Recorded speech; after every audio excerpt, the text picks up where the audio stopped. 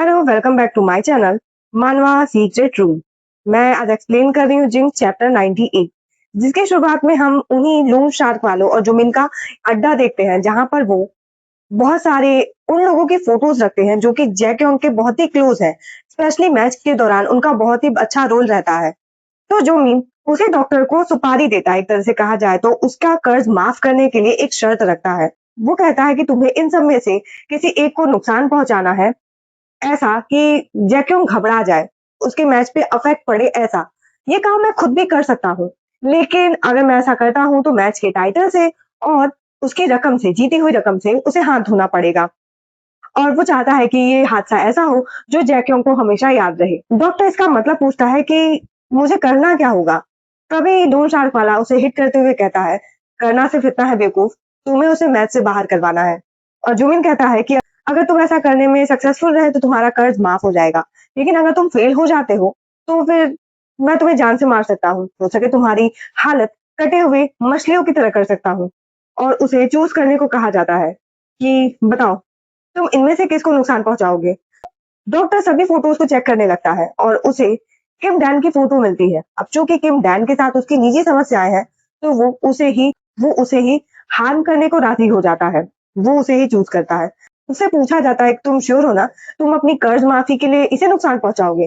पर डॉक्टर कहता है कि हाँ, वो इसे ही नुकसान पहुंचाएगा।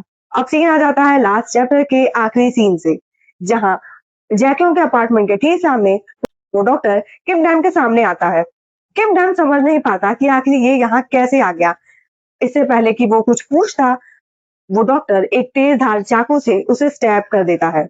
ना ही किम डैन को समझने का और ना ही संभलने का मौका मिलता है। वो डॉक्टर उसे कहता है कि तुम जैसे रास्कल का मर जाना ही ठीक है। किम डैन फर्श पे पड़ा रहता है। उसका बहुत सारा खून बहने लगता है। वो पुलिस को कॉल लगाने का सोचता है, पर उसके अंदर इतनी ताकत नहीं बची कि वो पुलिस को कॉल कर सके। वो आखिरी टाइम में जैक्यों को याद करता है। वही हम जैक्यों को देखते हैं जो कि बिल्डिंग के पार्किंग में रहता है। वो बुके निकालता है, केक लेता है और उसके पास जाने को रेडी हो जाता है। लेकिन वो हेजिटेट हो रहा था कि मैंने इससे पहले आज तक उसके लिए ऐसा कुछ भी नहीं किया है। न जाने उसे कैसा लगेगा, उसे पसंद तो आएगा ना, लेकिन फिलहाल मुझे ऊपर जाते ही सबसे पहले उसे माफी मांगनी होगी। वो ऐसा सोच ही रहा था, तभी उसे वो डॉक्टर भागते हुए दिखाई देता है। उसके हाथों में खून टपक रहा था और जैक्यों तुरंत ही किम डैम के लिए घबरा जाता है। वो बहुत जल्दी अपने अपार्टमेंट की तरफ भागता है। तभी फर्श पे जैकेंग उसे गिरा हुआ मिलता है। उसका बहुत सारा खून बह गया था और जैकेंग समझ नहीं पाता कि अब उसे क्या करना चाहिए। वो तुरंत उसे थामता है, अपनी बाहों में लेता है और पूछता है कि किम डैम ये कैसे हो गया और ये किसने किया। साथ ही साथ वो अपना फोन निकालकर हॉस्पिटल में एम्बुलेंस को भी कांटेक्ट करने की कोशिश करता है। किम डैम अभी भी थोड़ा होश में था, बस वो कमजोर हो गया था। वो जैकेंग से कहता है कि मिस्टर जू, कि आज मैं आपके मैच के जिंक्स के लिए आपकी मदद नहीं कर पाऊंगा। तो जैके उससे डांटता है कि तुम पागल हो गए हो, तुम्हारी जान जा रही है और इस समय तुम मैच की बातें कर रहे हो, वो भी इस तरह की बातें कर रहे हो। साथ ही साथ वो बहुत ज्यादा घबराया हुआ था किम डैन के लिए और बोलता है कि किम डैन कुछ भी हो जाए तुम आंखें मत बंद करना, मैं तुम्हें कुछ भी होने नहीं दूंगा। किम डैन माफी मांगते हुए कहता है कि मिस्टर जू, मैं नहीं चाहता कि मेरे वजह से आपके परफॉर्मेंस पे कोई अफेक्ट आए, इसलिए आप मुझसे प्रॉमिस कीजिए कि आप ये मैच हर हाल में जीतेंगे। और ये कहते हुए वो अपनी आंखें बंद कर लेता है। जैक उनका मानो कलेजा ही बाहर आ जाता है। वो बहुत जोरों से चिल्लाता है। लेकिन फिर हम हॉस्पिटल का सीन देखते हैं। किम डन ऑपरेशन थिएटर में है। जैक योंग, सीनियर कोच सभी बाहर हैं।